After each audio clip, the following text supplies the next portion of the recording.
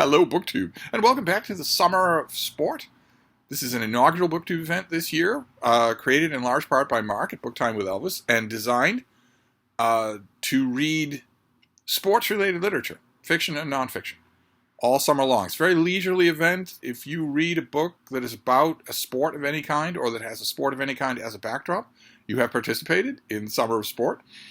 I thought for myself that I would take a more relaxed approach to Summer of Sport, and maybe do a video a week, or maybe 2 videos a week, that I wouldn't throw a sports-related book onto the night's reading every night, so as not to flood you with videos. So as not to flood you with videos. I know there's been some debate in some quarters about whether or not I'm capable of taking a casual approach to BookTube events that I love.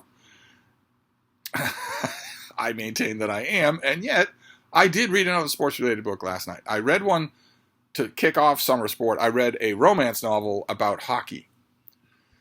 And I did a video about Mr. Hockey. And in that video, I made a casual mention of the fact that having a super sexy hockey star is a bit straining credulity, since hockey is pretty brutal on its players. And boy, oh boy, did I hear from a lot of you who've had, at one point or another, adolescent crushes on all kinds of hockey players. I should warn you that if I continue reading romance novels for Summer of Sport, I will get to the other favorite athletic figure in contemporary romances, which is rodeo stars, who are also banged to hell and gone. The number of rodeo stars that have not been in full-body neck braces by the time they're 25 is very small. But I heard from a lot of you who said that when you were a kid in the 70s or the early 80s or the mid-80s, there was hockey star X, Y, or Z who was dreamy. It's fine. That's why I put my email and videos, so that I can hear from all of you about all kinds of things. But I thought that I was done with the subject. But the algorithm did not. The Amazon algorithm clearly did not, because it suggested another hockey romance.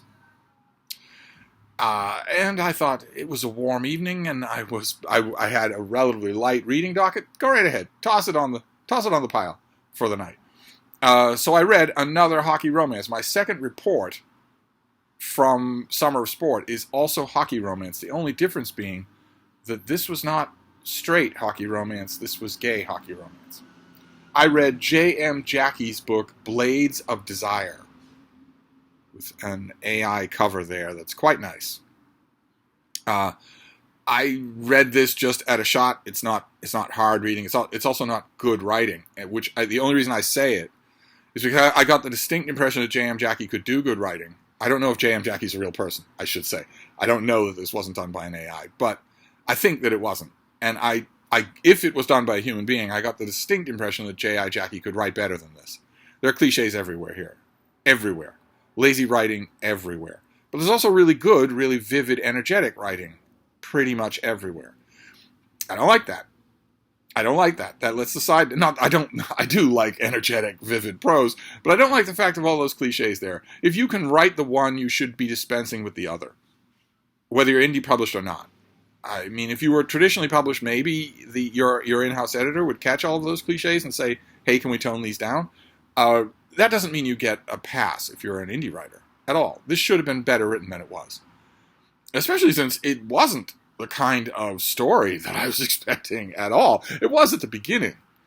We start with the Taylor family, and Cricket Taylor is going to the University of Michigan. He's on a full ride for his hockey skills. He's going to go pro. Obviously, he's going to go pro.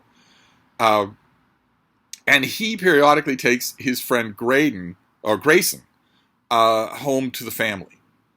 And this fact has been very important to Cricket's younger brother, Jaden, who loves Grayson. Not just Grayson's outgoing personality, but also carnally, erotically. Grayson and Jaden stole a kiss. Grayson is not at all a homophobe. In fact, far from it. He himself is gay, or at least perfectly willing to enjoy himself on that side of the fence when the occasion arises, so to speak. So there's a sexual tension there at the beginning of this novel when Cricket brings Grayson home again for another visit with the family. Jaden has been deeply looking forward to it. He's been deeply looking forward to ogling Grayson, who is, we are told, an absolute dreamboat. Handsome and also lavishly muscular. And the book isn't 10 pages old before Grayson is finding Jaden in his room. Jaden has retreated to his room because he's so flustered, he's so hot and bothered by having the object of this unbelievable crush of his in the house again, that he retreats to his room and reads Star Trek. He pulls out a Star Trek novel. I didn't see that coming. and Grayson joins him, and they start talking about Star Trek. In a way that led me to think that J.M. Jackie is not a Star Trek fan, certainly not a long-standing Star Trek fan, because they're talking about the cheesiness of the original Star Trek show with the gold tunics and Kirk the ladies' man and whatnot. And Grayson at one point, they're talking about how Grayson is talking about how Spock was always the one that got him hot and bothered, the one that he thought was really hot. And he says that he was made to watch the show by his mother. And then he quotes Spock, that logic is the beginning of wisdom, not the end, which, of course, any Star Trek fan is going to know is not from the series. So, unless Grayson is 40 years old. But the Star Trek talk, for the first time in any book that I've ever read, the Star Trek talk leads to hanky-panky. The two of them immediately, as soon as they're done talking about the curse of red-shirted crewmen, they go at it on the bed. And have to hastily stop because it is not known. Cricket does not know any of this about his friend. I assume doesn't know that his friend is gay. And certainly doesn't know that his friend is rogering his brother. Nobody knows that. And I read that and I thought, okay, all right, well, I don't like the blizzard of cliches here, but this is energetically done, and certainly Jaden is well described. The combination of daring and longing is well described. So I'll go along. I wasn't planning on reading another hockey romance, but I'll go along. And then we get to a game. We get to a hockey game. And there is some hockey lingo. It's possible that J.M. Jackie is a hockey fan. Actually, I doubt it. Having got to the end of this book, I doubt that J.M. Jackie is a natural-born hockey fan any more than J.M. Jackie is a natural-born Star Trek fan. In both cases, the terminology was just a tiny bit off, you know? When somebody knows their stuff, you know it, and when they don't and you do, you know it. I think you know it. There's a lot of hockey terminology in here, a lot more than there was in Mr. Hockey, but some of it feels off, just a little off. And also, the hockey people in this book don't incessantly talk hockey, which hockey people do. Maybe that was just an artistic decision, so that would make the book really boring. But I was expecting, okay, you've laid out your table work here. I know what you're going to do. This is going to be the growth of their love. It's eventually going to be public. It may hurt Grayson's career. It may hurt his ability to go pro. It may interrupt the loving relationship of the family, of the Taylor family. They seem pretty well adjusted, but you never know. There may be other people. There may be... Jaden is going to come of age. He himself is an innocent. When Grayson goes to his room and finishes up with the Star Trek small talk, they kiss, and it's only Jason's second kiss. And the first one was also Grayson. So, I figured that I knew what was coming. And then, Cricket and Grayson are part of the same team. They're part of the same hockey team, and they are on the ice at a game, and everyone's watching. Jaden, family, thousands of fans, they're all watching when Grayson intentionally trips Cricket. And it leads to a serious injury. And it's obvious that it's intentional. It's obvious to Jaden that it is intentional. So all of a sudden, you're in a completely different novel. I was in a completely different novel than the one that I was expecting. I was in a much darker novel because Jaden is still attracted to Grayson. They're still attracted to each other, not just sexually, but personally as well. But there's this horrifying quest for vengeance. Jaden is slowly but surely filled with a desire for vengeance against this godling, this object of desire who crippled his brother. And here is where I became most frustratedly impatient with J.M. Jackie. because that's a tough thing to do. And J.M. Jackie does it really well. The combination of a quest for vengeance that is fueled, at least in part, if not in most part, by sexual desire, that's tough. That's tough to do. And this book does it well.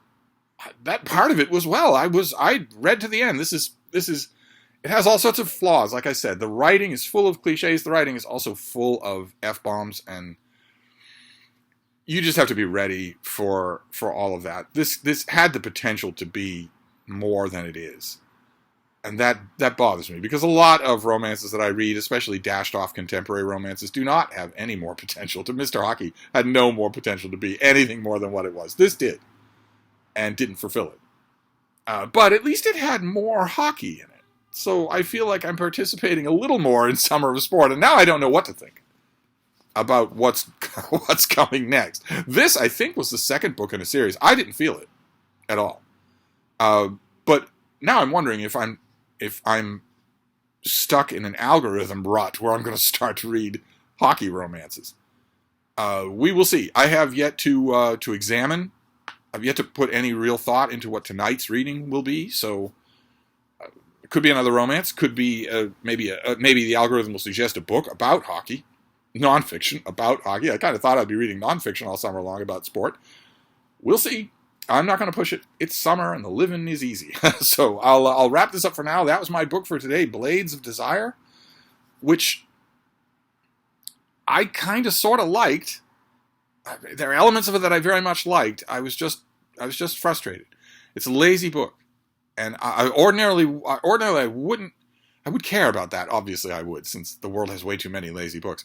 But I ordinarily don't get all up in arms about a lazy book, because I can assess right away on the page whether or not the author was capable of anything more. And usually they're not. Most authors are dumb. Most books are bad. But J.M. Jackie could have written this as a better book. So you'll enjoy it. But I wonder if you'll think the same thing. Probably some of you have read this. So I'll wrap this up for now. Summer Sport, not exactly starting off the way I expected. But that's a whole new definition to jump ball. But who knows? It could change. I will wrap this up for now, and I'll report back next time. Thank you, BookTube.